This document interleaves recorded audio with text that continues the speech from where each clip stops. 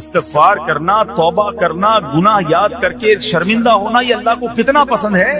ایک سبحان اللہ، اس کے بارے میں چند برکتیں آپ کو بیان کرتا ہوں. بڑی عظیم برکت یہ ہے کہ اس کی بدولت بندے کا تنگی اور غم دور ہو جاتا ہے. حدیث پاک میں ہے جو ہمیشہ استغفار کرتا رہے اللہ پاک اس کے لیے ہر تنگی سے نکلنے کا راستہ بناتا ہے، ہر فکر و غم سے اسے خلاصی عطا فرماتا ہے. اس کی ایک برکت یہ بھی ہے کہ ایسے بندے کو اللہ پاک غیب سے رزق عطا فرماتا ہے. حدیث پاک میں ہے استغفار کرنے والے کو اللہ وہاں سے رزق عطا فرماتا ہے جہاں اس کا گمان بھی نہیں ہوتا. اتنی مہنگائی ہے، اتنی مشکلیں ہیں، اتنی تنگی ہے، لوگ قرضے میں ہیں، کبھی ادھر جاتے ہو کبھی ادھر جاتے ہو. ارے بھائی سب کے پاس جاتے ہو، رب کے پاس کیوں نہیں جاتے؟ استغفار کرنا شروع کر دو، فرمایا ادھر سے روزی دے گا جہاں تمہارا گمان بھی نہیں جائے گا. اس کی برکت سے اللہ پاک دلوں کے زنگ کو دور فرماتا ہے. آئیے پیارے اسلامی بھائیوں، اللہ کو معافی مانگنا، دل سے پکارنا کتنا پسند ہے. میں آپ کو بہت ہی خوبصورت واقعہ بتاتا ہوں، اور یہ واقعہ ہے حضرت موسیٰ علیہ نبینا علیہ السلام کا. اللہ پاک نے حضرت موسیٰ علیہ نبینا علیہ السلام نے ایک بار اپنی مناجات میں عرض کیا یا اللہ یا رب. اللہ پاک کی طرف سے جواب آیا لبیک یا موسیٰ. آپ نے عرض کی یا اللہ تو میرا مالک ہے، تو خالق ہے، میں تو تیرا بندہ ہوں. ارشاد ہوا مجھے یہ پسند ہے کہ جب مجھے کوئی میرا بندہ یا رب پکارے تو میں اسے لبیک کہہ کر جواب. اللہ فرما رہا ہے حضرت موسیٰ نے عرض کی یا رب کیا یہ ہر مطیع بندے کے لیے ہے؟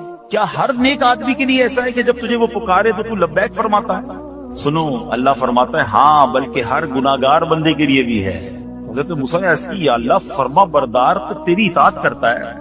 وہ بات تو سمجھ آ رہی ہے، گناہگار پر یہ کرم کس وجہ سے؟ اے ہے سنو میرے رب کیسا کریم ہے. فرماتا ہے اے موسیٰ اگر میں بھلائی کرنے والے کو اس کی بھلائی کا بدلہ دوں اور برائی کرنے والے پر اس کی برائی کی وجہ سے احسان نہ کروں تو میرا جود و کرم کہاں جائے گا؟ اللہ فرماتا ہے میرا پھر کرم، میری رحمت کس لیے ہے؟ برائی کرنے والا بھی گناہ کرنے والا بھی مجھے پکارتا ہے، میں اسے بھی لبیک کہہ کر جواب دیتا ہوں. حضرت موسیٰ علیہ نبینا علیہ السلام کو ایک بار وحی نازل ہوئی کہ اے موسیٰ فلاں علاقے میں جاؤ، ہمارا ایک نیک بندہ اس کا انتقال ہو گیا ہے، جا کے اس کو غسل دو، اس کو کفن دو اور اس کا جنازہ پڑھو. حضرت موسیٰ وہاں پہنچ گئے اور جب وہاں جا کر آپ نے لوگوں سے کہا کہ مجھے فلاں بندے کے پاس لے جاؤ جس کا انتقال ہوا ہے، مجھے غسل دینا ہے، کفن پڑھنا ہے، جنازہ پڑھنا ہے. لوگوں نے کہا حضرت یہ تو زمانے کا گناہگار، بڑا بےہودہ، بڑا بدکار شخص تھا، آپ کو رب کا حکم تھا، آپ نے غسل بھی دیا، کفن بھی پہنایا، جنازہ بھی پڑھا، پھر رب کی بارگاہ میں عرض کی مولا بندے تو یہ کہہ رہے ہیں یہ تو بہت برا آدمی تھا، تو نے مجھے بھیجا اور فرمایا تیرا پیارا بندہ، میں نے جنازہ بھی پڑھ دیا، غسل اور کفن بھی دیا. اب ذرا آپ سوچیں کہ کسی کا جنازہ حضرت موسیٰ پڑھ دیں تو اس کی تو بخشش کا تو کوئی مسئلہ ہی کوئی نہیں نا، وہ تو اللہ کے نبی جس کا جنازہ پڑھے غسل دے تو یا اللہ تو نے ایسا انتظام فرما دیا. رب کریم کی طرف سے پتہ ہے کیا جواب آتا ہے؟ اللہ فرماتا ہے اے موسیٰ بندے سچ کہتے ہیں، یہ بندہ واقعی بڑا گناہگار تھا. جو علاقے والے شہر کے لوگ کہہ رہے ہیں نا ٹھیک کہہ رہے ہیں، یہ بندہ تھا ہی ایسا. کہ اللہ جب اتنا گناہگار تو اتنی بڑی مہربانی کس وجہ سے؟ ارشاد ہوا اے موسیٰ اس بندے نے مرنے سے پہلے مجھ سے 5 کلمات کے ذریعے بات کی، مناجات کی، مجھے پکارا، 5 سینٹنس تھے، 5 کلمے تھے، اور اے موسیٰ اس کی وجہ سے میں نے اس کی مغفرت فرما دی. حضرت موسیٰ کہتے ہیں یا اللہ وہ 5 کلمے تو بتا دے. وہ 5 کیسے جملے تھے کہ علاقے میں سب سے مشہور بدکار اور اس کا انتقال ہو تو رب مغفرت بھی فرمائے اور اپنے نبی کو فرمائے جا کے جنازہ پڑھو. تو آپ نے کہا یا اللہ وہ 5 کلمات بتا دے. اب ذرا یہ 5 کلمات سنیے گا. ایکچولی جو بات سمجھنی ہے نا، استغفار ہے کیا، معافی مانگنا ہے کیا، توبہ کیا ہے. اللہ فرماتا نا کہ ہم نے سنا کہ جو بندہ اللہ سے استغفار کرتا ہے اللہ اسے دیکھ کر مسکراتا ہے. اس کی وجہ یہ کہ بندہ رب کی بارگاہ میں اپنے آپ کو سرنڈر کرتا ہے، اپنے گناہ یاد کرتا ہے، اپنی کم مائگی کا اظہار کرتا ہے. وہ کہتے ہیں الندم التوبہ، شرمندگی توبہ. شرمندہ ہو جائے نا انسان. دنیا میں پتہ کیا معاملہ ہے، ہم کسی عدالت میں جا کر کہتے ہیں ہم نے جرم کیا ہے، اقبال جرم، ٹھیک ہے، تو کیا ہوتا ہے، جج کہتا ہے پھر اس کو گرفتار کرو اور سزا سناؤ. بندہ خود ہی مان رہا ہے، گواہوں کی ضرورت کیا ہے. دنیا کی عدالت میں اقبال جرم پر سزا ملتی ہے. میرے رب کی رحمت کی عدالت دیکھو، بندہ وہاں جا کر اقبال جرم کر لے، شرمندہ ہو جائے، معافی مانگ لے، اللہ اس کے سارے گناہ معاف فرما دے. یہ فرق ہے دنیا والوں میں اور رب کی عدالت میں. سبحان اللہ. وہ حضرت موسیٰ کہتے ہیں یا اللہ وہ 5 کلمے بتا، اور بتائے گئے تو وہ 5 کلمے سنیے گا ذرا. وہ بندہ کہتا ہے مرنے سے پہلے اے رب تو جانتا ہے میں نیکوں سے محبت کرتا ہوں اگرچہ خود نیک نہیں ہوں، یا رب تو جانتا ہے میں فاسقوں سے بغض رکھتا ہوں اگرچہ میں خود فاسق ہوں. سمجھ رہے بات؟ اے اللہ نیکوں سے پیار کرتا ہوں، مجھے پتا ہے میں خود نیک نہیں ہوں، میں گناہ گاروں سے نفرت کرتا ہوں حالانکہ میں خود بھی گناہ گار ہوں. کہیں بھی اپنی بڑائی نہیں ہے، میں گناہ گار، میں بدکار، مگر اللہ میں پیار کرتا ہوں نیک لوگوں سے. تیسرا جملہ کیا تھا؟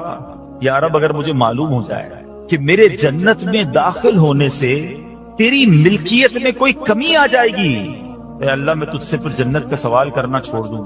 مجھے یہ پتا ہے یا اللہ تو نے مجھے جنت میں داخل کیا نا، تیری جنت میں کوئی کمی نہیں آئے گی، بہت بڑی ہے، اب مجھے داخل بھی کرنے سے تیرا کچھ نہیں جائے گا. اگر کچھ جاتا ہوتا تو یا اللہ میں جنت تیرے سے مانگنا چھوڑ دیتا. چوتھا جملہ کیا ہے؟ اے رب اگر مجھے معلوم ہو جائے کہ مجھے جہنم میں داخل کرنے سے تیری ملکیت میں اضافہ ہو جائے گا تو میں پھر جہنم سے پناہ نہیں مانگوں. یعنی اگر تو تیرے ملک میں تیری شان میں اضافہ ہو رہا ہے مجھے جہنم میں ڈالنے سے، پھر تو میں نہیں کہوں گا تجھے کہ جہنم سے نکال. اگر مجھے پتا ہے تو پہلے ہی مالک ہے، تو پہلے ہی خالق ہے، سب کچھ تیرا ہے، مجھے جہنم میں ڈالنے سے تیری کوئی ملکیت میں اضافہ نہیں ہونا. اور آخری بات کیا کہتا ہے؟ یا رب اگر تو مجھ پر رحم نہ کرے گا تو پھر کون کرے گا؟ اللہ فرماتا ہے موسیٰ میں نے اس پر رحم کیا، یہ میرے کرم کے لائق تھا، میرے کرم کی لائق نہیں تھا کہ میں اسے ناکام لوٹا دیتا. جب اس لیے کلمات کہے تو میں نے اسے درگزر فرمایا، اس کی مغفرت فرما دی اور میں ہی بخشنے والا مہربان. تو اے میرے پیارے اسلامی بھائیوں، آج وہ کام سیکھ کے جانا ہے، سمجھ کے جانا ہے، جس کو جو بندہ کرتا ہے تو رب کی رحمت گویا مسکراتی ہے. وہ یہ ہے کہ اللہ سے معافی مانگتے رہیں، استغفار کرتے رہیں، اللہ کو راضی کرنے کی کوشش کرتے رہیں، اپنے گناہوں پر ندامت رکھیں. کہ جو معافی مانگتا ہے نا اللہ اسے بہت پسند فرماتا ہے. حدیث پاک میں آتا ہے التائب من الذنب کمن لا ذنب له، گناہوں سے توبہ کرنے والا ایسا ہے جیسا اس نے گناہ کیا ہی نہیں ہے. اچھا اب ایک اور بہت پیارا عمل جس کو دیکھ کر اللہ مسکراتا ہے، وہی میں نے تفسیر بتائی کہ اللہ کی رحمت راضی ہو جاتی ہے اور اللہ کی رحمت برستی ہے، رب راضی ہو جاتا ہے. نبی پاک علیہ السلام نے فرمایا 3 بندے ہیں اللہ پاک انہیں دیکھ کر مسکراتا اور کیا ہوتا ہے؟ فرمایا اور بہت خوش ہوتا ہے. اب وہ 3 بندے کون سے ہیں؟ چیک کرنے ہم ان میں ہیں کہ نہیں. فرمایا نمبر 1 وہ بندہ جو رات کو اٹھے، بستر چھوڑے، اچھی طرح وضو کرے، پھر نماز پڑھنے کھڑا ہو جائے، اسے دیکھ کر اللہ پاک فرشتوں سے فرماتا ہے اے فرشتوں بتاؤ میرے بندے کو نیکی پر کس نے اکسایا ہے؟ فرشتے عرض کرتے ہیں مولا تو بہتر جانتا ہے. اللہ پاک فرماتا ہے ہاں میں جانتا ہوں مگر تم مجھے بتاؤ. فرشتے عرض کرتے ہیں اے مالک کریم تو نے اسے ایک چیز یعنی جہنم کا خوف دیا ہے، یہ اس سے ڈرتا ہے. اے اللہ تو نے ان کو ایک چیز جنت کی امید دلائی ہے، یہ اس کی امید رکھتا ہے. اے اللہ یہی خوف اور امید ہے جس نے اسے رات کی نیند قربان کر کے تیرے حضور کھڑے ہونے پر ابھارا ہے. اب اللہ پاک فرماتا ہے اے فرشتوں گواہ ہو جاؤ کہ جس چیز سے ڈرتا ہے یعنی جہنم سے ڈرتا ہے، میں نے اپنے اس بندے کو اس سے امن بخشا، اور جس کی امید رکھتا ہے یعنی جنت کی میں نے جنت اس پر واجب کر دی. رات اٹھ کر جب دنیا سوئی ہو بندہ اٹھ کر تہجد کی نماز ادا کرے، اللہ کی بارگاہ میں آنسو بہائے، اللہ فرشتوں کے سامنے گویا فخر فرماتا. دوسرے نمبر پر سنو فرمایا دوسرا وہ شخص جو حق و باطل کی لڑائی میں شریک ہوا، ثابت قدم رہا یہاں تک کہ شہید ہو گیا، یا اللہ پاک نے اسے فتح عطا فرمائی. اللہ اس بندے کو دیکھ کر بھی مسکراتا ہے. جہاد کرنے والے مجاہدین یا تو شہید ہو جائیں یا غازی ہو کر لوٹے اللہ کی رضا کے لیے، اللہ کی رحمت ان پر بھی چھما چھم برستی ہے. اور تیسرے نمبر پر فرمایا تیسرا وہ بندہ جو رات کو سفر کرتا ہے، یہاں تک کہ رات کے آخری حصے میں جب کہیں ٹھہرتا ہے تو اس کے ساتھ والے سو جاتے ہیں مگر وہ کھڑا ہو کر نماز پڑھنے لگتا ہے، اس بندے کو دیکھ کر بھی اللہ پاک مسکراتا ہے. اجتماعی عبادت کے بڑے فائدے ہیں. اجتماع میں آنا، محفل میں آنا، دعا میں شرکت کرنا بہت اچھی بات، مگر اپنی عادت ایسے بھی بنائیں کہ کچھ عبادتیں ایسی کریں کہ میں جانوں اور رب جانے. یہ جو رات اٹھ کر دعا کا لطف ہے، رات اٹھ کر جو نماز پڑھنے کا لطف ہے نا، جب ساری دنیا سو رہی ہے اور بندہ اپنے رب کی بارگاہ میں حاضر ہے. علماء کہتے ہیں دن کے نوافل کے مقابلے میں رات کے نوافل افضل ہیں، کیونکہ رات سکون ہوتا ہے، رات رقت قلبی ملتی ہے. سبحان اللہ، رحمت الہی چھما چھم برستی ہے. ہمیں کیا کرنا ہے کہ رات تہجد کی نماز کی عادت ڈالے. رمضان میں بن گئی تھی نا، سحری کے لیے اٹھتے تھے تو لوگ تہجد پڑھتے تھے. اللہ کرے کہ یہ عادت بن جائے. کبھی کبھی اگر ہر روز نہیں ہو سکتا کم از کم کبھی کبھی کریں. اچھا اگر ایسی کوئی عبادت ہو بھی جائے نا پھر سب کو بتائے نا کہ رات اٹھا تھا تو جناب دعائیں بھی کی تو آنسو بھی بہائے. نہیں, کبھی کبھی ایسا کیا کرو کہ میں جانوں اور رب جانے. اللہ سے باتیں کیا. میں آپ کو صحیح بتاؤں, آپ مجھے ایک بات بتائیں, یہ تو آپ نے سن بھی لیا کہ اللہ کی رحمت کس قدر برستی ہے اس پر. زندگی میں بھی جب کبھی ہم پریشان ہوں اور رات نیند نہ آئے, کبھی کبھی ایسا ہوتا ہے پریشانی میں نیند نہیں آتی, کروٹیں بدل رہا ہوتا ہے انسان, اور اس کروٹ بدلتے بدلتے میں آپ کی جب والدہ حیات ہوگی یا ماشاءاللہ جن کے پاس ماں موجود ہے, ماں جیسی ہستی کہاں ملتی ہے. ایک بار اور سن لو, دنیا کی بہت ساری چیزیں میرے اور آپ کے پاس ہیں جو ریپلیسیبل ہیں, جو بدلی جا سکتی ہیں. موبائل فون لیتے ہیں, بڑی خوشی سے لیتے ہیں, مگر نیا ماڈل آتا ہے تو لوگ بدل دیتے ہیں. سواری لیتے ہیں, بڑی خوشی ہوتی ہے, مگر جب نئی سواری آتی ہے تو ریپلیس بدل دیتے ہیں. ماڈل نیا آ گیا بھائی, اب وہ پرانی لگتی ہے. مگر یاد رکھو, ماں باپ چلے جائیں نا, اس کے بعد ماں باپ دوبارہ نہیں بنتے. ان کا کوئی نیا ورژن یا نیا ماڈل نہیں ہے تو ان کی قدر کر لو, ان کی دعائیں لے لو. تو بہرحال آپ کبھی کبھی تکلیف میں ایسا ہوا ہو کہ رات کو نیند نہ آئی ہو, بے قرار ہو کر ماں کے پاس گیا, آنکھوں میں آنسو لے کر کہ ماں میں پریشان ہوں, بیمار ہوں, یا قرضے میں ہوں, یا فلاں پرابلم ہے. ماں نے کیا کیا تھا, کروٹ بدل کر سو گئی تھی کہ بیٹا تو جان تیرا کام جانے, یا ماں خود بھی بیدار ہو گئی, سینے لگایا اور دعا کرنا شروع کر دی. بھائی ہم روئے تو ماں بھی روئی. یہ ہے نا ماں. میری تکلیف, ایسا لگتا ہے کہ مجھے کبھی کبھی یہ فیصلہ کرنا مشکل ہوتا تھا کہ تکلیف مجھے زیادہ ہوتی ہے میری تکلیف میں, میری والدہ کو زیادہ ہوتی ہے. بیمار میں ہوں, تکلیف اسے, یہ رشتہ کہاں ملتا ہے. مگر مجھے ایک بات بتاؤ, جب میری تکلیف پر رات نیند چھوڑ کر, بستر چھوڑ کر میں ماں کے پاس گیا, ماں نے سینے لگایا, تو اگر میں اپنا بستر چھوڑ کر آنکھوں میں آنسو لیے میری ماں سے مجھے کہیں زیادہ پیار کرنے والے رب کی بارگاہ میں چلا گیا, تو اس کی رحمت کیا مجھے مایوس کر دی. میری ماں کے دل میں جو ممتا ہے نا, وہ بھی میرے رب نے ڈالی ہے. تو رب کی رحمت کتنی ہوگی. کبھی کبھی اللہ کی بارگاہ میں رات کے اس پہر حاضر ہوا, جو پرابلم ہے آپ کی, جو مشکل ہے آپ کی, آپ یقین کریں, آپ اللہ کی بارگاہ میں تہجد کے وقت رات کے آخری پہر آنسو بہائیں, دعائیں کریں, نوافل پڑھیں, پھر دیکھیے آپ کے دل کو تسلی کیسے ہوتی ہے, آپ کا ایمان تازہ ہو جائے گا. اور آپ نے دیکھا کہ ایسے وقت عبادت کرنے والوں سے رب کتنا راضی ہوتا ہے. اللہ کرے یہ بات ہمیں سمجھ آ جائے.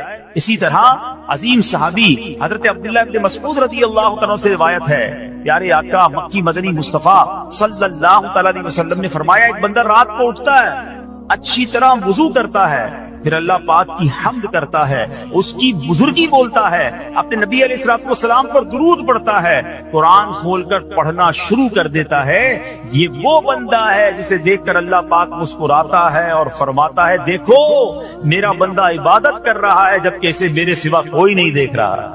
اللہ, یہ کاش ہمیں عادت مل جائے کہ ہم اکیلے میں عبادت کریں, انفرادی عبادت کریں, میں جانوں میرا رب جانے. کبھی تلاوت کریں, کبھی درود پڑھیں, کبھی دعائیں کریں, کبھی آنسو بہائیں. سبحان اللہ, اس کا مزہ ہی اور ہے. ہاں, کبھی ایسا ہونا چاہیے. ہم محفل میں عشق رسول کے عالم میں رو بھی پڑھتے ہیں, مدینے کی یاد ہو, نعت شروع ہو تو ہماری آنکھوں میں آنسو آ جاتے ہیں, یہ بھی اچھی بات ہے. مگر کبھی کبھی رات ایسی بھی ہونی چاہیے کہ دل میں ہو یاد تیری گوشئے تنہائی, دل میں ہو یاد تیری گوشئے تنہائی ہو, پھر تو خلوت میں عجب انجمن آرائی ہو. کبھی زندگی میں ایسی راتیں بھی آنی چاہیے. وہ ہے نا, جاگ اٹھا اشکوں کا مقدر, عشق نبی میں روتے روتے کیسی گزری رات نہ پوچھو. کبھی کبھی ایسی رات بھی گزرنی چاہیے کہ آقا کی یاد میں آنسو بہ رہے ہوں, مدینے کی یاد میں, گھر والوں کو بھی پتہ نہ چلے. ہلکی ہلکی آواز میں کبھی نعت شریف لگا لیا کریں, کبھی مناجات لگا لیا کریں.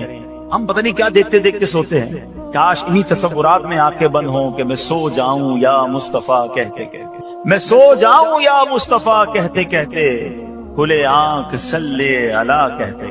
جو مدینے کے تصور میں سوتے نا, پھر خواب میں زیارت بھی کر لیتے. خواب کا ایک فنامنا یہ بھی ہے, آپ جس چیز کے بارے میں سوچتے ہوئے سوتے ہیں نا, عموماً گندی باتیں دیکھ کر, گندی چیزیں دیکھ کر سوتے ہیں, پھر ایسے ڈراؤنے خواب بھی آتے ہیں, انہیں ٹینشن بھی آتی ہے. فلموں میں بھی ماردار دیکھی, خواب میں بھی لڑائی جھگڑے دیکھ رہے ہیں. جو مدینے کی یادوں میں سو رہا ہے, جو باوضو سو رہا ہے, جو اللہ کا ذکر کر کے سو رہا ہے, جو نوافل پڑھ کے سو رہا ہے, پھر دیکھو خواب میں بھی کہاں کہاں کی سیر کرے گا انشاءاللہ. تو اپنی خلوتوں کو اچھا کریں, اپنے اکیلے وقت کو بھی خوبصورت کریں, آنسو بہائیں. اور سبحان اللہ, تہجد پڑھنے والوں کے چہروں پر نور بھی آ جاتا ہے. ہاں, یہ ایک الگ نعمت انہیں ملتی ہے, اللہ نصیب فرما دے. اچھا, ایک اور خوبصورت کام ہے, اللہ کریم جنہیں دیکھ کر مسکراتا ہے. فرمایا حضرت ابو سعید خدری رضی اللہ عنہ فرماتے ہیں, رسول ذیشان مکی مدنی سلطان صلی اللہ تعالی علیہ وسلم نے فرمایا, 3 بندوں کو دیکھ کر اللہ پاک مسکراتا ہے. وہ قوم جو نماز میں صفیں سیدھی کرتی ہے، اور جو وہ بندہ جو اللہ پاک کی راہ میں جہاد کرتا ہے، تیسرا وہ بندہ جو رات کے اندھیرے میں عبادت کرتا ہے، انہیں دیکھ کر اللہ پاک مسکراتا ہے۔ جہاد والی بات اور رات والی عبادت کی بات تو ہو گئی، اب اس میں نئی بات سیکھنے کو ملی، صفیں درست کرنے والی۔ اب روز نماز پڑھ رہے ہیں، صفیں درستی کر رہے ہوتے، امام صاحب کہہ کے تھک جاتے، کاندھے سے کاندھا ملائیں، صفوں کو سیدھا کریں۔ صفوں کو سیدھا کرنے والوں کو دیکھ کر رب کی رحمت مسکراتی ہے، رحمت برستی ہے۔ اب یہ کتنا آسان کام ہے، مگر اس کی طرف بھی توجہ نہیں ہوتی ہے۔ یاد رکھیے کہ صفیں سیدھی کرنا یہ بڑی نیکی ہے، اور اللہ کرے کہ ہم اس پر عمل کرنے والے بنیں۔ اور صفیں درست نہ کرنا ترک واجب، ناجائز اور گناہ ہے۔ سیدھی صفیں نہیں کرتے، نہیں، ناجائز کرتے ہیں، گناہ کرتے ہیں۔ صف درست نہ کرنے سے نماز ناقص رہ جاتی ہے۔ اور یہ بعض اوقات وہ کہتے ہیں یار ہمیں اس نماز میں وسوسے بہت آتے ہیں، روایتوں میں آتا ہے صف درست نہ کرنا نماز میں وسوسے آنے کا سبب ہے۔ صفیں ٹھیک نہیں ہوگی نا، عجیب عجیب سی باتیں دماغ میں آئیں گی۔ کیوں؟ حدیث پاک میں آتا ہے شیطان تمہارے درمیان بھیڑ کے بچے کی طرح گھس جاتا ہے، شیطان صفوں میں گھس جاتا ہے۔ صف سیدھی نہ کرنے میں چہرہ بگڑنے کا اندیشہ ہے۔ اب ذرا غور کر لیجیے یہ کتنا ضروری ہے۔ قرآن کریم میں ایک سورت ہے سورہ صافات، اس مبارک سورت کی پہلی آیت میں اللہ پاک نے فرمایا وَالصَّافَّاتِ صَفًّا، ان کی قسم جو باقاعدہ صفیں باندھے ہوئے ہیں۔ حضرت عبداللہ ابن مسعود فرماتے ہیں یہاں صفیں باندھنے والوں سے مراد فرشتے ہیں۔ حضرت جابر بن سمورہ رضی اللہ تعالیٰ عنہ فرماتے ہیں ایک دن پیارے آقا مکی مدنی مصطفیٰ صلی اللہ علیہ وسلم تشریف لائے اور فرمایا تم ایسے صف کیوں نہیں بناتے جیسے فرشتے صفیں بناتے ہیں؟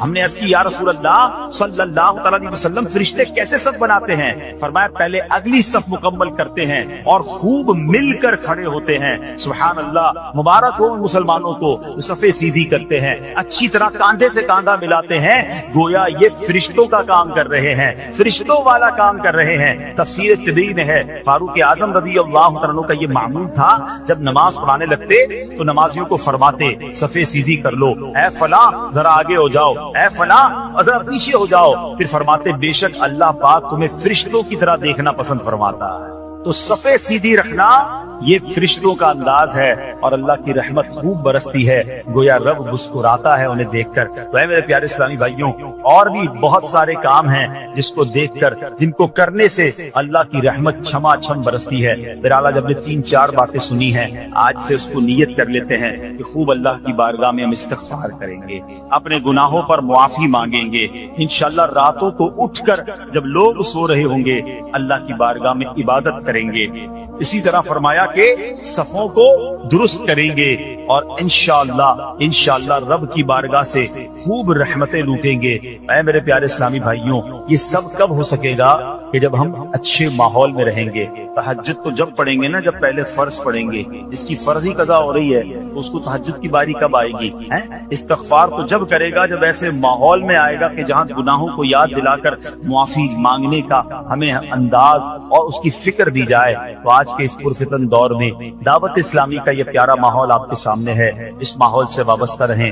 ہفتہ وار اجتماع میں، مدنی قافلوں میں، ہفتہ وار مدنی مذاکرے میں شرکت کرتے رہیں گے تو انشاءاللہ ان نیکیوں کا جذبہ بھی ملتا رہے گا، اور انشاءاللہ ایسے کام کرنے میں اللہ کرے کامیاب ہو جائے۔ تصور ہی کتنا پیارا ہے، یقین کریں، میں شاید پتہ نہیں وہ فیلنگ آپ کو محسوس ہو رہی کہ نہیں، یہ تصور ہی کتنا پیارا ہے کہ کبھی میں کوئی ایسا عمل کر لوں کہ رب کی رحمت مجھے دیکھ کر مسکرا دے، اللہ راضی ہو جائے، اللہ خوش ہو جائے، اور کیا چاہیے، میری تو زندگی کا حاصل ہو گیا نا۔ تو اب یہ 3-4 کام آپ نے سن لیے ہیں، اس کو عمل کرنا شروع کر دیں۔ اللہ کریم سے دعا کرتا ہوں کہ رب کریم اپنی رضا والے کام ہمیں بڑھ چڑھ کر کرنے کی توفیق عطا فرمائے۔ اللہ پاک ہم سب کو عمل کرنے کی توفیق عطا فرمائے۔ صلو علی الحبیب۔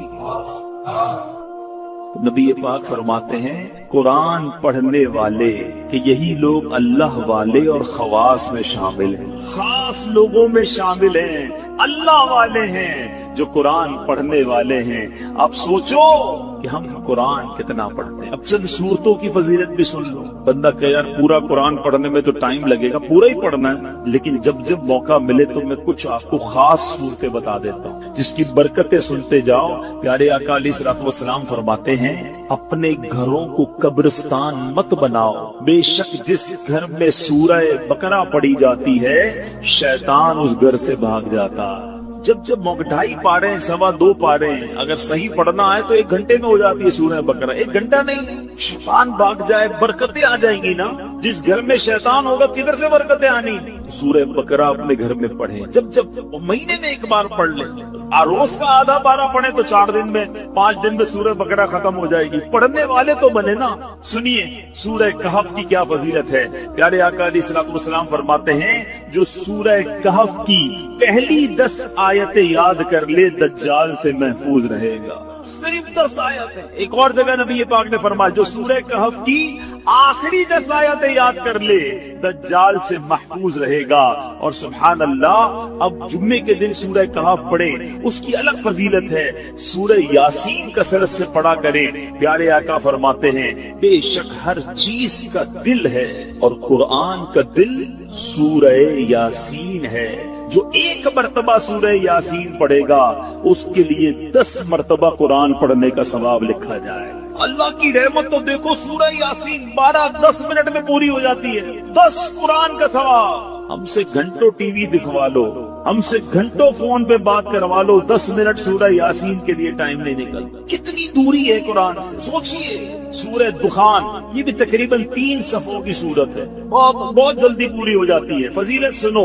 پیارے آقا علیہ الصلوۃ والسلام نے فرمایا، ترمذی کی حدیث، جو کسی رات میں سورہ دخان پڑھے گا تو صبح ہونے تک 70,000 فرشتے اس کے لیے دعائیں مغفرت کرتے رہے. ہم ایک امام صاحب سے دعا کرا کے بڑے خوش ہوتے ہیں. یار فلاں مولانا صاحب آئے تھے، میں نے ان سے دعا کرائی. بڑی اچھی بات ہے، بزرگوں سے کرانی چاہیے. مگر اس بندے کی خوش قسمتی کے کیا کہنے کہ 70,000 فرشتے ساری رات اس کے لیے دعا کر رہے ہیں. پڑھ لیجئے سورہ دخان. کتنی دیر لگتی ہے سورہ دخان پڑھنے میں؟ سبحان اللہ. سورہ ملک، یہ مدنی انعام بھی ہے. روزانہ رات کو جو سورہ ملک پڑھتے ہیں انہیں مبارک ہو. دعوت اسلامی کے مدرسۃ المدینہ بالغان میں بھی پڑھ کر سنائی جاتی ہے.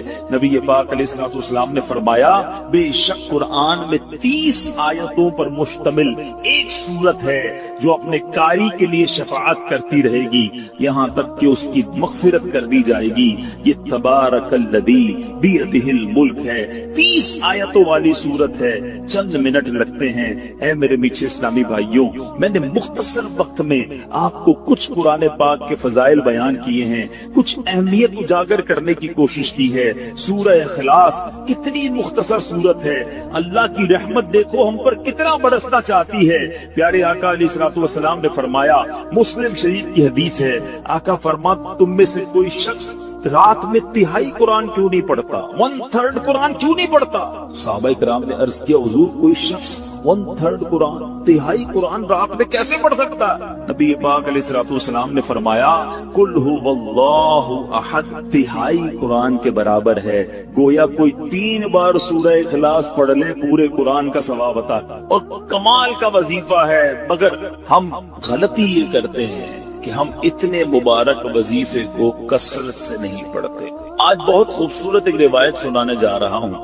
نبی پاک علیہ الصلوۃ والسلام کے صحابہ، بعض صحابہ نے فرمایا کہ جس مجلس میں، جس محفل میں، جس اجتماع میں سرور کائنات صلی اللہ تعالی علیہ وسلم پر درود پاک پڑھا جاتا ہے، اس مجلس سے ایک نہایت پاکیزہ خوشبو مہکتی ہے. ہم نارملی خوشبو لگاتے وقت کیا پلان کرتے ہیں کہ ایسی خوشبو ہو کہ تھوڑا دور تک جائے. عطر والے کو کہتے ہیں نا یار ذرا لانگ لاسٹنگ دینا، ایسا عطر پرفیوم دینا جو دیر تک رہے اور دور تک مہکے. آؤ میں بتاتا ہوں درود پڑھنے والوں، جب تم درود پڑھتے ہو تو خوشبو کدھر تک جاتی ہے. صحابہ کہتے ہیں جب کسی مجلس میں، کسی محفل میں درود پڑھا جاتا تو اس درود کی مہک آسمانوں تک جاتی ہے، اور وہاں اللہ کے فرشتے اس خوشبو کو جب محسوس کرتے ہیں تو کہتے ہیں زمین پر کسی مجلس میں ہو نہ ہو کہیں آقا کے دیوانے جمع ہو کر نبی پاک پر درود و سلام کا نذرانہ پیش کر رہے ہیں. یعنی یہاں ہم درود پڑھے، وہاں فرشتوں کو پتہ چل جاتا ہے کہ کہیں درود پڑھا جا رہا ہے جس کی یہ مہک ہے، اس کی یہ خوشبو ہے جو آسمانوں تک پہنچ رہی ہے. اللہ اکبر. نبی پاک علیہ الصلوۃ والسلام ایسے، ان کا ذکر اتنا مہکا، ان کی بات کرے تو خوشبو نکلے، تو خود نبی پاک علیہ الصلوۃ والسلام کی خوشبو کا عالم کیا ہوگا.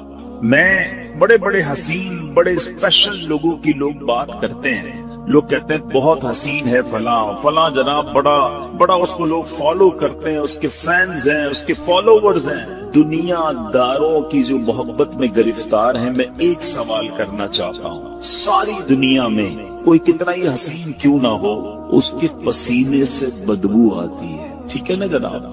کوئی کتنا ہی طرح دار کیوں نہ ہو، ایٹیکیٹس والا کیوں نہ ہو، جو بڑا نازک کیوں نہ ہو، مگر جب وہ تھوکتا ہے تو اس کے تھوک سے لوگوں کو گھن آتی ہے۔ Nobody like it۔ کس کو تھوک اچھا لگتا؟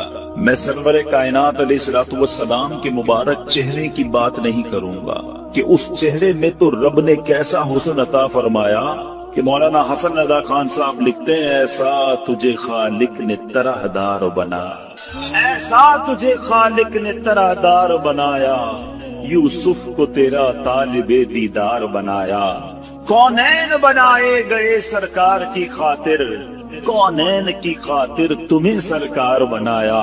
تو نبی پاک کے مبارک چہرہ انور اور اس کے حسن کی بات آج نہیں کریں گے، پیارے آقا کے ان ہاتھوں کی بات نہیں کریں گے کہ جس طرف اٹھ گئی دم میں دم آ گیا، اس نگاہ عنایت پہ لاکھوں سلام، ہاتھ جس سمت اٹھا غنی کر دیا، موجے بحر سماحت پہ لاکھوں سلام، ہم اس کی بھی بات نہیں کریں گے۔ پیارے آقا کے مبارک دور و نزدیک کے سننے والے وہ کان لالے کرامت پہ لاکھوں سلام، اس کی بھی بات نہیں کرتے، بلکہ ہم صرف ان دو چیزوں کی بات کرتے ہیں کہ جس سے عموماً لوگ دور بھاگتے ہیں۔ میں اور آپ پرفیوم کیوں لگاتے ہیں، عطر کیوں لگاتے ہیں؟ کہ میرے اور آپ کے پسینے سے کسی کو بدبو نہ پہنچے، ایسا ہی ہے نا؟ بندہ اپنے پسینے سے کسی اور کو تکلیف نہ ہو، اچھی بات ہے، سنت کی نیت بھی ہو اور یہ بھی ساتھ نیت ہو کہ میری وجہ سے کسی مسلمان کو تکلیف نہ ہو، عطر لگانے کا بھی ثواب ملے گا۔ لیکن آج بتاتا ہوں میرے آقا کا پسینہ کیسا تھا، نبی پاک کا لعاب دہن کیسا تھا۔ Just talk about these two things, ہم فقط ان دو چیزوں کی آج بات کرتے ہیں، ذرا غور کیجئے۔ باقی نبی پاک کے کمالات تو بیان ہی نہیں کر سکتے نا، بڑے بڑے علماء نے کوشش کی، عاشقوں کے امام نے بھی قلم اٹھایا، جس نے بھی کوشش کی وہ عاجز ہو گیا، حیران ہو گیا۔ کیا خوب لکھتے ہیں اعلیٰ حضرت، سرور کہوں کہ مالک و مولا کہوں تجھے، باغ خلیل کا گل زیبا کہوں تجھے، آقا تیرے تو وصف عیب تناہی سے ہے بری، حیران ہوں میرے شاہ میں کیا کیا کہوں تجھے۔ آج اس شعر کا مطلب بھی تھوڑا سا سمجھ لو، عیب تناہی، علماء بیٹھے ہیں ماشاءاللہ، یہ کیا ہے، اس کے پیچھے کیا لکھا ہے اعلیٰ حضرت نے؟ مثال کے طور پہ اگر آج میں آپ سب کو کاغذ بھی دے دوں، قلم بھی دوں اور کہوں ذرا لکھو کسی پرسنل، جس شخصیت سے آپ پیار کرتے ہیں اس کے اوصاف لکھیں، اس کی خوبیاں لکھیں، آپ لکھنا شروع کریں گے، 10 لکھ دیں گے، 15 لکھ دیں گے، 50 لکھ دیں گے، اس کے بعد آپ مجھے سارے قلم کاغذ واپس دے دیں گے کہ بھائی آپ نے کیا لکھا؟ آپ لکھیں گے بڑا حسین ہے، خوبصورت ہے، ملنسار ہے، مسکراتا ہے، مدد کرتا ہے، خیال کرتا ہے، حوصلہ بڑھاتا ہے۔ 10 15 20 پھر رک جائے گی نا قلم، اسٹاپ۔ آپ کہیں گے جناب یہ جس سے میں پیار کرتا ہوں نا، یہ اس کی تعریف ہے۔ اعلیٰ حضرت کہتے ہیں یہ جو چیز ختم ہو جاتی ہے نا، تعریف رک جاتی ہے، تعریف اینڈ ہو جاتی ہے، یہ بھی تو ایک عیب ہے، تناہی اینڈ ہو جانا۔ اعلیٰ حضرت کہتے ہیں نبی پاک کی ذات وہ ہے جن کے اوصاف ختم ہی نہیں ہوتے ہیں۔ 1400 سال سے زیادہ وقت گزر گیا ہے، آج تک لکھنے والے لکھ رہے ہیں۔ بات ہے کہ پوری نہیں ہو رہی ہے، بات ہے کہ ختم ہی نہیں ہو رہی ہے۔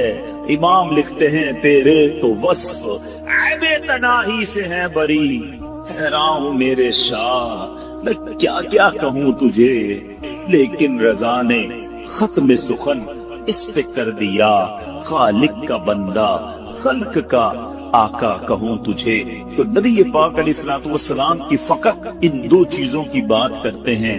آپ نے ذکر مصطفیٰ درود پاک کے بارے میں سنا نا کہ آقا کا ذکر کرو تو آسمان تک خوشبو جاتی ہے، کیوں نہ خوشبو جائے؟ نبی پاک خود کتنے مہکے مہکے، اللہ اکبر۔ میرے آقا جس گلی سے گزر جاتے ہیں نا، जिस गली से नबी पाक गुजर जाते वो सड़क महक जाया करती, वो गली खुशबूदार हो जाया करती।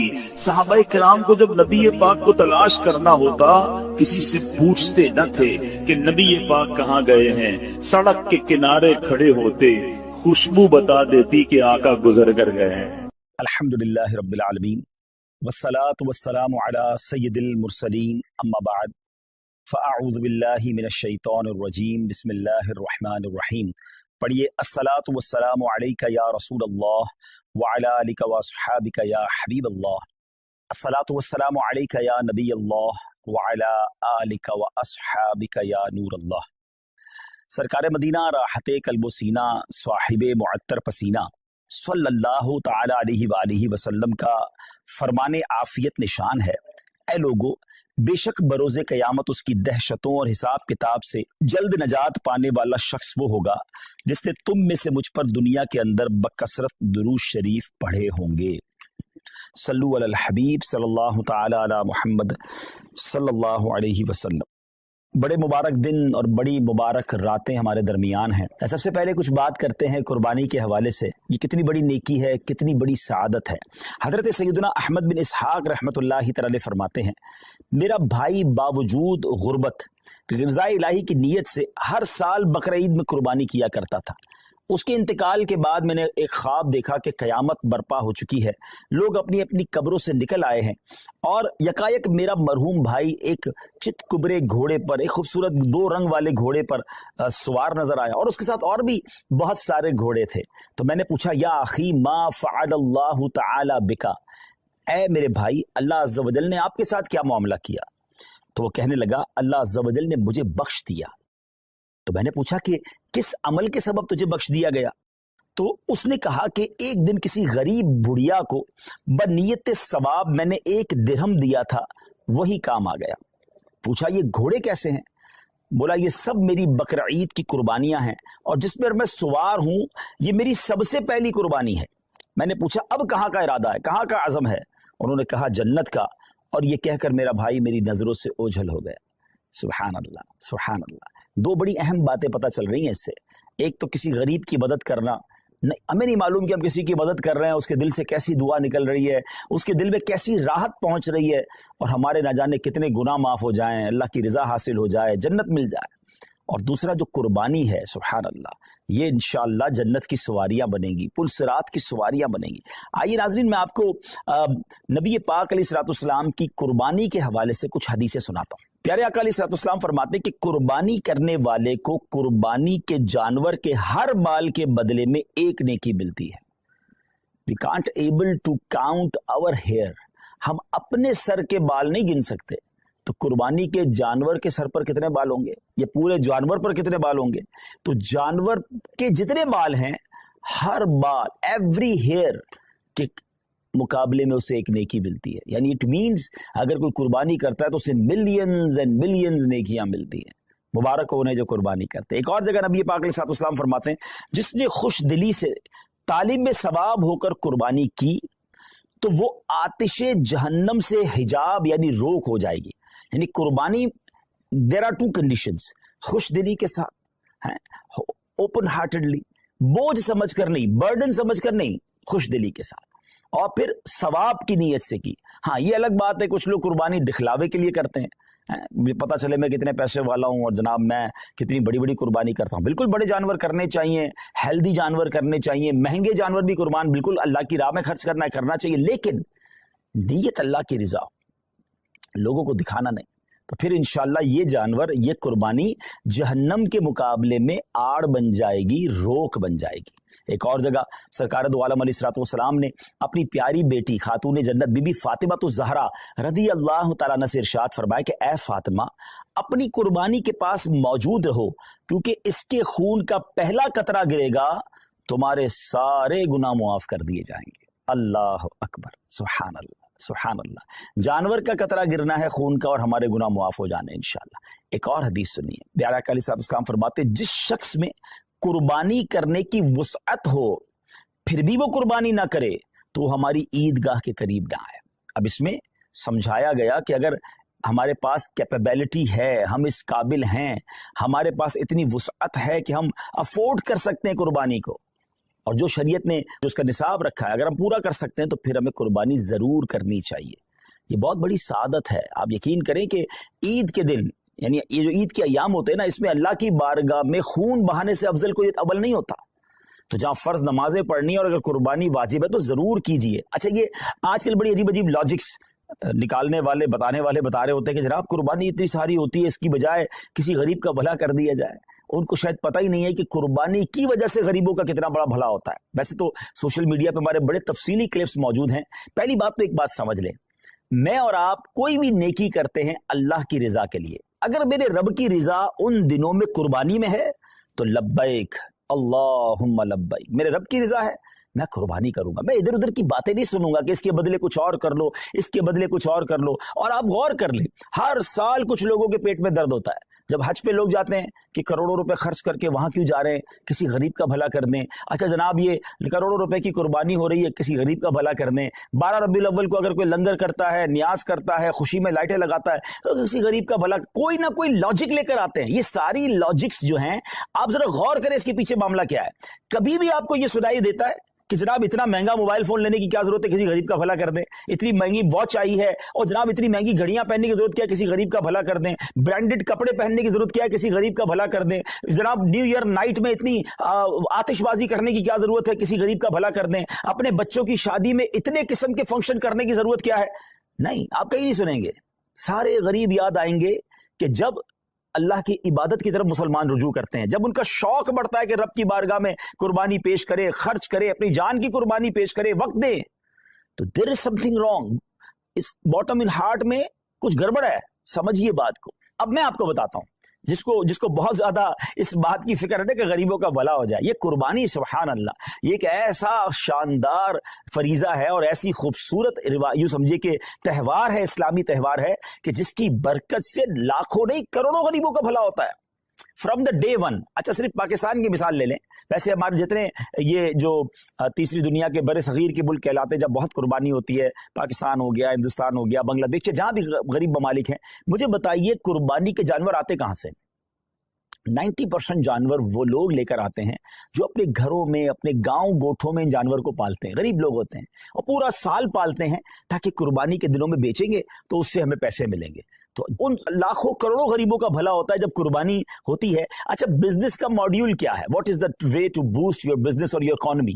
اس کا طریقہ یہ کہ ایک بندے کی جیب سے پیسہ نکلے اور وہ مختلف لوگوں کی جیبوں میں چلا جائے، امیر کی جیب سے پیسہ نکلے، غریب کی جیب میں چلا جائے۔ تو اب وہ غربا، وہ محنت مزدوری کرنے والے گاؤں گوٹ کے ولیجرز، وہ گاؤں گوٹ کے رہنے والے جانور لے کر شہروں میں آتے ہیں، اور جناب اب امیر آدمی، اب جس کو اللہ نے استطاعت دی، وہ پیسے دیتا ہے اور ان کو گویا پورے سال کے لیے اتنی اماؤنٹ مل جاتی کہ پورا سال وہ اپنا گھر چلاتے ہیں، نئے جانور پالتے ہیں۔ تو جناب پہلا فائدہ تو یہ ہو گیا۔ کہاں گئے پیسے؟ غریبوں کے پاس گئے۔ اچھا، لیکن جب وہ جانور کسی منڈی میں آئے تو اس منڈی میں ہزاروں لاکھوں، یوں سمجھے پوری دنیا میں اگر دیکھیں تو لاکھوں شاید مزدوروں کا بھلا شروع ہو جاتا ہے، کوئی چارہ کھلا رہا ہوتا ہے، کوئی لوڈنگ کر رہا ہوتا ہے، کوئی ان کا خیال کر رہا ہوتا ہے، ان کا روزگار شروع ہو جاتا ہے۔ پھر جب وہ خرید کر گھر لاتے ہیں تو سوزوکی والے، ٹرک والے، ان کا روزگار شروع ہو جاتا ہے۔ اچھا، منڈی میں صرف چارے والے نہیں، رسی والے، جانوروں کی خوبصورتی کی چیزیں ہوتی ہیں وہ بھی بیچ رہے ہوتے ہیں۔ ہزاروں لوگ آتے ہیں تو وہاں پر باقاعدہ سٹالز لگ جاتے ہیں، کھانے پینے کی چیزیں بکنا شروع ہو جاتی ہیں، کتنے غریبوں کا بھلا ہوتا ہے۔ اچھا، جب وہ جو جانور آپ کے محلے میں، ہماری گھروں کے قریب آ جاتا ہے تو اب گھر کے علاقے میں، بلڈنگ میں چوکیدار اور محلے والے جو لوگ جانور سنبھالتے ہیں ان کا روزگار شروع ہو جاتا ہے، سارے تو غریب ہیں۔ اچھا جناب، اور آگے چلتے ہیں۔ اس کے بعد جب قربانی ہوتی ہے تو کون کرتا ہے قربانی؟ ہم خود تو نہیں کاٹتے نا جانور کو، ہزاروں لاکھوں گوشت فروش قصاب اسلامی بھائیوں کا، اور ایک ایک قصاب کے ساتھ 5-5 6-6 ہیلپر ہوتے ہیں، ان کا ٹھیک ٹھاک روزگار بن جاتا ہے 3 دنوں کے اندر۔ اب وہ کون لوگ ہوتے ہیں؟ وہ بھی نارمل لوگ ہوتے ہیں، ان کو زبردست روزگار مل جاتا ہے، مسلمانوں کی جیب سے پیسہ ان کی جیبوں میں جا رہا ہے۔ اچھا، اب گوشت کٹ گیا، کٹنے کے بعد کیا ہوا؟ سارا ہم نہیں کھا جاتے، लोग अपने रिश्तेदारों में बांटते हैं, बहुत सारे गरीबों में बांटते हैं, तो लाखों लाख गरीबों को गोश्त मिलता है, बल्कि ऐसे लोगों को मिलता है जिन्होंने पूरा साल गोश्त नहीं खाया होता, उन तक गोश्त पहुंच जाता है। और आगे चलिए, अब जब गोश्त उसके कुछ दिनों के बाद ऐसी जगहों पर पकने के लिए जाता है, जो कबाब बनाते हैं, बोटी बनाते हैं, जनाब वो भी नॉर्मल लोग होते हैं, उनका भी रोजगार चल पड़ता है। और आगे चलिए तो इसकी जो खालें होती हैं, ये खालें किसी लेदर फैक्ट्री में जाके बिकती हैं, तो वहां शूज, तो जैकेट वो बनता है, तो उसकी सलाई कढ़ाई मजदूरी करने वाले, यानी अगर from the start till the end देखें तो करोड़ लोगों का बिजनेस चलता है, रोजगार चलता है, मजदूरी मिलती है, गोश्त मिलता है। सुभान अल्लाह व बिहम्दिही, सुभान अल्लाहिल अज़ीम। गोया सुन्नत इब्राहिमी पर अमल भी हो रहा है, गुनाह भी माफ हो रहे हैं, और पूरे मुमलिकत का, पूरी कंट्री का कारोबार चल रहा है, लाखों लोगों का रोजगार बढ़ रहा है। तो ये जो आर्ग्यूमेंट्स होते हैं ना, इस पर तवज्जो ना दिया करें। ये तो मैंने आपको अपने दिमाग से हिकमतें बताई हैं, वरना जिस करीम ने ये काम हम पर हुक्म फरमाया है, हम पर लाजिम शरीयत ने किया है, वो जाने, उसकी हिकमतें जाने। अगर किसी काम की हिकमत समझ ना भी आए, हैं समझ ना भी आए, तो हमारा काम उसकी लॉजिक तलाश करना नहीं। अगर हमें ये पता चल गया कि अल्लाह का हुक्म है, अल्लाह के हबीब का हुक्म है, हमारा काम लब्बैक कहना है, हमारा काम अमल करना। हम बंदे हैं, हमारा काम लब्बैक कहकर काम करना है। तो मैं उम्मीद करता हूं कि चलें, फजीलत पर भी बात हो गई, कुछ लॉजिक्स पर भी बात हो गई, और अब आइए, सुभान अल्लाह, अगर ये काम हम दावत इस्लामी के थ्रू करवाते हैं तो ये इतने सारे बेनिफिट्स तो होने ही होने, कुछ और शानदार बेनिफिट्स होंगे। क्योंकि दुनिया भर में जो लोग हमारे आशिकाने रसूल लेते हैं, कई मुल्कों में कुर्बानी करना आसान नहीं होता, फिर उसको संभालना आसान नहीं होता, उसकी सफाई और उसके बाद उसका गोश्त बांटना, तो अब कहाँ कुर्बानी करवाएं। तो सुभान अल्लाह, दावत इस्लामी ने आपके लिए काम बड़ा आसान कर दिया कि हमने इज्तिमाई कुर्बानी, डोनेट कुर्बानी का एक मॉड्यूल मुतारिफ करवाया कि आप दुनिया में कहीं भी हैं, आप घर बैठे, आपकी कुर्बानी हम करेंगे। और कैसे करेंगे? क्योंकि ये शरई काम है, शरई फरीजा है, वाजिब है, तो इसके जो भी शरई कॉन्सिक्वेंसेस हैं, इसकी जो शरई एहतियातें हैं, मुफ्तियाने किराम से रहनुमाई लेकर, उनसे तरबियत लेकर एक शानदार निज़ाम बनाया कि आपका हिस्सा जो है, आपके नाम की कुर्बानी प्रॉपर टाइमिंग में, प्रॉपर तरीके से और शरीयत की गाइडेंस में हो। और फिर वो कुर्बानी होने के बाद आपकी तो कुर्बानी हो गई, मगर अब दीगर फायदे क्या होंगे कि जो उसका गोश्त है वो आशिकान रसूल के घरों तक पहुंचेगा। और आप यकीन करें, बाज़ औक़ात तो ऐसे लोगों के घरों तक गोश्त पहुंचता है जो शायद पूरा साल बकरा ईद का इंतजार करते हैं कि हमारे घर भी गोश्त आ जाएगा। आप किसी बैरून मुल्क में बैठे हैं, हम तो रोज शायद खाना अच्छा खा लेते हैं, मगर आपकी उस कुर्बानी की बरकत से किसी का 15 दिन या किसी का महीना जो है घर में गोश्त पकता रहेगा, और उसके दिल से आपके लिए दुआएं होंगी। और उसके बाद उसकी जो कुर्बानी की खाल है, वो आपकी मेरी दावत इस्लामी जो दुनिया भर में दीन मतीन की खिदमत कर रही है, उलमा बना रही है, हुफ़ाज़ बना रही है, मस्जिदें बना रही है, और ना जाने दीन की कितनी सारी चीजों पर काम हो रहा है, इंशाअल्लाह हमारा उसमें भी हिस्सा मिल जाएगा। तो देखा जाए तो बेनिफिट ही बेनिफिट है, इंशाअल्लाह नेकियों का खजाना है। तो मेरी गुजारिश ये है कि इस बार आपने अपनी कुर्बानी करनी है दावत इस्लामी के साथ। और हाँ, सिर्फ अपनी कुर्बानी क्यों, अपने रिश्तेदारों से बात कीजिए, अपने दोस्तों से बात कीजिए। इंशाल्लाह मैं अभी कुछ तफसील भी बताता हूँ। मैं आपको पहले ये बता देता हूँ कि हमारे जो इस बार कुर्बानी की रेट लिस्ट है, जो बकरा है पूरा, अगर आप होल गोट करना चाहते हैं तो वो 34,000 है। अच्छा, अब ये तो पाक रुपीज में है। अच्छा, लेकिन जो लोग बैरून मुल्क में, तो उनकी आसानी के लिए मैं करेंसी में कुछ रेट्स बता देता हूँ ताकि आपको ये पता चल जाए कि पर cow share in UK 65 pounds, और अगर कोई फुल काउ देना चाहता है तो 455 पाउंड्स है, और अगर कोई हमें एक गोट देना चाहता है तो 105 पाउंड्स है। अब 105 पाउंड या 65 पाउंड एक आपका हिस्सा तो हो जाएगा, लेकिन न जाने कितने लोगों तक माशाल्लाह गोश्त पहुंच जाएगा। तो अपनी कुर्बानी इस बार आपने दावत इस्लामी के साथ करनी है। यूएसए की तरफ चले तो $80 है पर काउ में जो आपका हिस्सा है, और एक गोट, एक बकरा जो है $130 है। कनाडा में $100 फॉर पर शेयर काउ में, और गोट के अंदर 165 कैनेडियन डॉलर्स हैं। यूरोप की बात करें तो 70 यूरो एक हिस्सा है गाय के अंदर, और पूरा बकरा जो है फुल गोट 120 यूरोज बनते हैं। बाकी इसी तरह करेंसीज हैं। यूएई में अगर हम बात करें तो 275 दिरहम्स बनते हैं एक हिस्से के, शायद 350 दिरहम में तो यूएई में आप बकरा ढूंढ नहीं सकते या हिस्सा ले नहीं सकते। और अगर बकरा की तरफ चलें तो आपका बनता है 450 दिरहम।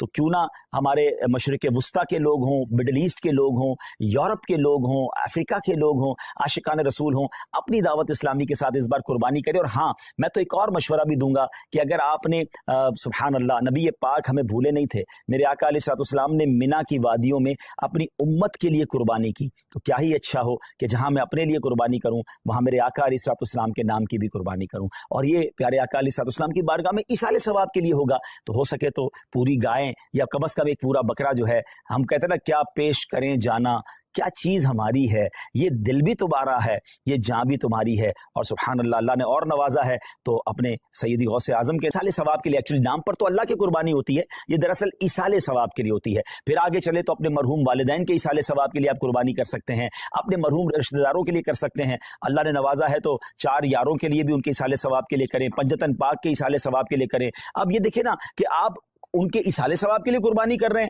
اور وہ گوشت کسی مسلمان کے گھر میں بھی جا رہا ہے، تو سبحان اللہ اس کی دعائیں الگ مل رہی ہیں، بزرگوں کا فیضان الگ مل رہا ہے۔ تو اگر میری رقم کا ان دنوں میں اتنا بہترین استعمال، ذرا غور کریں نا، حضرت ابراہیم علیہ الصلوۃ والسلام کو تو اپنا بیٹا قربان کرنے کا حکم دیا گیا تھا، ہم سے تو اتنا بڑا امتحان نہیں لیا جا رہا، ہمیں تو چند روپے ہیں اللہ کی راہ میں خرچ کرنے ہیں۔ تو بہت سو کو اللہ نے بہت نوازا ہے، تو جناب اس بار اپنی قربانی نہ صرف ہمیں خود دعوت اسلامی کے ساتھ کرنی ہے، بلکہ اپنے دوستوں کو، اپنے رشتہ داروں کو اس بات پر انکریج کرنا ہے کہ دعوت اسلامی والوں کے ساتھ قربانی کریں۔ اور انشاءاللہ اچھا جو پاکستان سے دور رہتے ہیں اور خاص طور پہ اوورسیز پاکستانی ہیں، they know very well the condition of Pakistanis nowadays، جو یہاں پر مہنگائی کا حال ہے، جو یہاں پر لوگوں کی مشکلات کا حال ہے، آپ سمجھ سکتے ہیں کہ لوگ کتنی مشکل سے زندگی گزار رہے ہیں، جو نارمل اور میڈیم کلاس کے لوگ ہیں۔ تو اب آپ سوچیں کہ ان کے گھر میں گوشت اور قربانی کیسے ہو سکے گی ان دنوں میں۔ تو اگر ہم ان کا دعوت اسلامی کے ساتھ انشاءاللہ جب یہ قربانی کریں گے تو بہت سارے عاشقان رسول کے گھر میں جو ہے قربانی کا گوشت پہنچ جائے گا۔ یہ یاد رہے کہ یہ ہماری شرعی احتیاط ہے کہ ہم یہ جملہ نہیں کہہ رہے کہ جناب آپ کی قربانی کا گوشت غریبوں میں تقسیم ہوگا، ہاں میجورٹی غریب ہی ہوتے ہیں، لیکن ہم نے احتیاطاً ہمیں دارالفتہ نہیں، چونکہ ہم یہ سارا کام شرعی رہنمائی کے ساتھ لے رہے ہیں، تو ہمارے دارالفتہ کی ہمیں رہنمائی ہے کہ جناب قربانی جو ہے وہ آپ نے دعوت اسلامی کے ساتاتھ کرنی ہے، اور اس کا جو گوشت ہے وہ عاشقان رسول میں مسلمانوں میں تقسیم ہوگا۔ تو میں امید کرتا ہوں کہ اس کا آپ نے بھرپور انشاءاللہ ساتھ دینا ہے ہمارا۔ جی صحیح، سب کچھ فرمانا چاہیں گے؟ ایک میسج آئے گا، اور والدین حیات ہوں تو ان کے لیے بھی قربانی کر سکتے ہیں؟ جی والدین حیات ہوں اور تو پھر تو ان کے نام کی قربانی بالکل ہونی چاہیے، اور اگر وہ صاحب استطاعت ہیں تو ان پر تو واجب ہو جائے گی قربانی۔ لیکن اچھی بات ہے کہ گھر میں اگر کوئی شخص ہے اور اپنے گھر کے بڑوں کے لیے بھی قربانی کرنا چاہتا ہے، بچوں کے لیے بھی کرنا چاہتا ہے، تو بہتر یہ ہے کہ جس کے بالغ کے نام کی قربانی وہ کر رہا ہے ان کو اعتماد میں لے لے کہ اس بار آپ کی قربانی میری طرف سے میں کر رہا ہوں، ان کی اجازت ہو جائے گی تو پھر ان کی قربانی بھی ہو جائے گی۔ ایسا نہ ہو کہ انہیں پتہ ہی نہیں ہے اور آپ ان کی قربانی کر رہے ہیں تو پھر ان کو اپنی قربانی بھی الگ سے کرنی ہوگی۔ اور اگر والدین دنیا سے چلے گئے ہیں تو ان کے لیے بھی ایصال ثواب کے لیے قربانی کی جا سکتی ہے، انشاءاللہ ان کو قبر میں ثواب کا تحفہ ملے گا انشاءاللہ۔ ماشاءاللہ پاکستان میں تو دعوت اسلامی قربانی کی کھالیں بھی جمع کرتی ہے، اور یہ بہت بڑی نیکی ہے کہ اچھا بعض اوقات ہم تھوڑی سی توجہ دیتے نا تو ہمارے آس پڑوس میں، ہمارے خاندان میں بہت ساری قربانیاں ہو رہی ہوتی ہیں، ہمیں صرف کہنا ہوتا ہے کہ یہ قربانی کی کھال دعوت اسلامی کو دے دیں، کیونکہ دعوت اسلامی کا تعارف کروانا بہت زیادہ مشکل نہیں ہے، پوری دنیا دعوت اسلامی کو جانتی ہے، پاکستان والے تو زیادہ جانتے ہیں۔ تو اگر ہم تھوڑی سی کوشش کریں اور ہماری کچھ زبان چلانے سے، تھوڑی سی کوشش کرنے سے 25 50 100 کھالے ہو جائیں اور اس کے ذریعے ماشاءاللہ ایک اچھی اماؤنٹ دعوت اسلامی تک پہنچ جائے گی، تو یہ ہمارے لیے اللہ نے چاہا صدقہ جاریہ بن سکتا ہے۔ بلکہ ایک اور چیز بھی ہو سکتی ہے صحیح صاحب، جو لوگ پاکستان میں نہیں ہیں، ان کے رشتہ دار پاکستان میں ہیں، اچھا آپ نے وہاں سے یورپ سے، یو کے سے، عرب امارات سے یا افریقہ سے کچھ قربانی کے حصے تو بھجوا دیے، مگر یہ بھی تو ہو سکتا ہے کہ آپ اپنے رشتہ داروں کو فون کریں، میسج کریں کہ بھائی اس بار قربانی کی کھال آپ نے دعوت اسلامی کو دینی ہے، آپ نے سمپل یہ کرنا ہے، ان سے اگری کروا کر وہ مان جائیں تو ان کا فون نمبر اور ایڈریس آپ ہمارے فیضان آن لائن اکیڈمی کا جو ہیلپ لائن نمبر ہے وہاں دے دیں، وہ انشاءاللہ ہماری ٹیم خود ان سے رابطہ کرے گی اور انشاءاللہ عز و جل ان سے جا کر ہم وہ ان کی قربانی کی کھالیں بھی کلیکٹ کر لیں گے اور اس کا ثواب بھی آپ کو مل جائے گا۔ اچھا آپ بیٹھے باہر ہوں گے اور قربانی کی کھالیں یہاں جمع ہو رہی ہوں گی۔ مجھے اچھی طرح یاد ہے کچھ ذمہ داران جو ہیں وہ جب حج پہ جاتے ہیں اور ان کا بڑا شوق ہوتا ہے قربانی کی کھالوں کا، تو وہ وہاں سے بھی میسیجز کر رہے ہوتے ہیں، وہاں سے بھی کال کر رہے ہوتے ہیں کہ بھائی آپ کی قربانی کی کھال، اچھا وہ ان کو نہیں پتا ہوتا وہ باہر ہے، تو یہاں والا جس کی گھر کی قربانی ہو جاتی ہے وہ ان کو میسج کرتا ہے بھائی میری کھال ریڈی ہے، تو وہ مکہ پاک سے ذمہ دار کو کہتا ہے جلدی اس گھر پہ جاؤ، جا کے کھال اٹھا لو۔ تو یہ جذبہ ہے نا کہ یہ جذبہ یہ ہے کہ جناب میں سفر پر بھی ہوں تو میرا ثواب کم نہیں ہونا چاہیے۔ جس طرح لوگ بیرون ملک میں رہ کر اپنا کاروبار چلا رہے ہوتے ہیں تو یہ نیکیوں کا کاروبار بھی چلائیے نا۔ تو اس بار انشاءاللہ 2 in 1 ہم نے کام کرنا ہے، یعنی 3 in 1 ہو گیا۔ اپنی قربانی دعوت اسلامی کے ساتھ کرنی ہے، اپنے رشتہ داروں اور دوستوں کو ترغیب دلا کر ان کی قربانی بھی کروانی ہے، اور تیسرے نمبر پر انشاءاللہ عز و جل ہمیں انشاءاللہ عز و جل اور عاشقان رسول کی قربانی کی کھالیں بھی جمع کرنی ہے انشاءاللہ۔ جی सैयद इसमें कुछ यूं भी आ डिटेल कि भाई इस वक्त कितने मदारिस चल रहे हैं और जो हम कुर्बानी की खाले या डोनेट कुर्बानी करते हैं दावत इस्लामी को इससे क्या फायदा पहुंचे? जी, जैसे मैंने बताया कि आपकी डोनेट कुर्बानी का गोश्त तो आशिकान रसूल तक पहुंचेगा, उसमें कई उलमा होंगे, कई हाफिज होंगे, कई नॉर्मल आशिकान रसूल होंगे, लेकिन उसके साथ साथ जो कुर्बानी की खालें हैं वो दावत इस्लामी के फंड में जाएंगी। अब दावत इस्लामी तो सवाब की फैक्ट्री है ना, तकरीबन 6,500 से ज्यादा तो हमारे मदरसतुल मदीना है, जिसमें लाखों बच्चे, मोर देन 3 लाख के करीब बच्चे और बच्चियां बगैर फीस के कुरान पाक पढ़ रहे हैं। 1 लाख से ज्यादा तो हाफिज कुरान बन चुके हैं। फिर उलमा की तरफ चलें तो 1300 से ज्यादा जामियतुल मदीना है, 1 लाख से ज्यादा बच्चे और बच्चियां उसमें इस्लामी भाई और इस्लामी बहनें दरस निज़ामी कर रहे हैं, हजारों उलमा बन चुके हैं। तो मेरी कुर्बानी की खाल से अगर कोई एक आलिम बन गया, हाफिज बन गया, दीन का मुबल्लिग बन गया और उसने जाकर दुनिया में गैर मुस्लिमों को मुसलमान करना शुरू कर दिया, तो आप इमेजिन तो करें कि ये सवाब का कैसा कंटिन्यू मीटर है। तो कुर्बानी की खाल तो हमें दावत इस्लामी को देनी ही देनी है। इंशाअल्लाह डोनेट कुर्बानी भी अपनी दावत इस्लामी के थ्रू करवानी है इंशाअल्लाह। आगे हमने ये तरगीब दिलानी है तो किस तरह हम जहन बनाएं अपने दोस्तों का, रिश्तेदारों का, और अगर वो ये जहन अगर वो आगे किसी को देते तो सवाब कितना मिलेगा? जी बिल्कुल, कोशिश करें कि दूसरों को प्रमोट करें, क्योंकि इसमें हम में से किसी का भी जाती फायदा नहीं है। यानी हम अपने बिजनेस के लिए आपसे बात नहीं कर रहे, इसका मकसद कुरान और सुन्नत को घर घर पहुंचाना है, इल्म दीन को पहुंचाना है, तो इसको प्रमोट करें। अल्हम्दुलिल्लाह रब्बिल आलमीन वस्सलातु वस्सलामु अला सय्यिदिल अंबिया वल मुरसलीन अल्लाहुम्मा रब्बना आतिना फिद दुनिया हसनतन व फिल आखिरति हसनतन व क़िना अज़ाबन नार रब्बना तक़ब्बल मिन्ना इन्नका अंतस समीउल अलीम व तुब अलैना या मौलाना इन्नका अंतत तव्वाबुर रहीम। रब करीम हम सब का जमा होना अपनी बारगाह में कबूल फरमा। दुनिया भर में जहाँ जहाँ तेरे बंदे तेरी बंदियाँ हमारे साथ हाथ उठाकर हाजिर हैं, ए अल्लाह सब की बेहिसाब मग़फ़िरत फरमा, हम सब के गुनाहों को मुआफ़ फरमा, हम सब की मुश्किलों को आसान फरमा। रब्बी यस्सिर वला तुअस्सिर वतम्मिम लना बिल खैर या फत्ताहु व बिका नस्तईन। ए शिफा देने वाले हमारे सारे मरीजों को शिफा अता फरमा या रब्बल आलमीन। तमाम बीमारों को शिफा अता फरमा, बेरोज़गारों को रिज़्क़ हलाल अता फरमा, तंग दस्तों को फर्राख दस्ती अता फरमा। ए अल्लाह बे औलादों को नेक और सालेह औलाद अता फरमा, जिनको औलाद दी है उनकी औलाद को माँ बाप की आंखों का नूर बना दे। ए रब्बे करीम हमें इल्म नाफ़े अता फरमा, आलिम बाअमल बना दे। हम में से जो हज को जा रहे हैं, जा चुके, उनके हज को कबूल फरमा, जो तड़प रहे हैं उन्हें भी मक्के मदीने की हाज़िरी अता फरमा। ए अल्लाह सबकी कुर्बानियाँ कबूल फरमा। हम दावत इस्लामी के लिए जो कुर्बानी के लिए कोशिश करें, अल्लाह उनकी कोशिशों को भी अपने दरबार में कबूल फरमा। ए परवरदिगार, कई इस्लामी भाइयों ने, इस्लामी बहनों ने मैसेज के ज़रिए दुआओं के लिए कहा, तो सबके नाम भी जानता है और काम भी जानता है। अल्लाह सबकी झोलियाँ भर दे। अल्लाहुम्मा रब्बना तक़ब्बल मिन्ना इन्नका अंतस समीउल अलीम व तुब अलैना या मौलाना इन्नका अंतत तव्वाबुर रहीम व उफ़व्विदु अमरी इलल्लाह इन्नल्लाह बसीरुम बिल इबाद ला इलाहा इल्ला अंत सुब्हानका इन्नी कुन्तु मिनज़ ज़ालिमीन बरकति इन्नल्लाह व मलाइकतहु युसल्लूना अलन नबी या अय्युहल्लज़ीना आमनू सल्लू अलैहि वसल्लिमू तस्लीमा सल्लल्लाहु अलन नबिय्यिल उम्मी व आलिहि सल्लल्लाहु अलैहि वसल्लम सलातन व सलामन अलैका या सय्यदी या रसूलल्लाह। जब दमे वापसी हो या अल्लाह, सामने हो रोज़ाए रसूलुल्लाह और लब पे हो ला इलाहा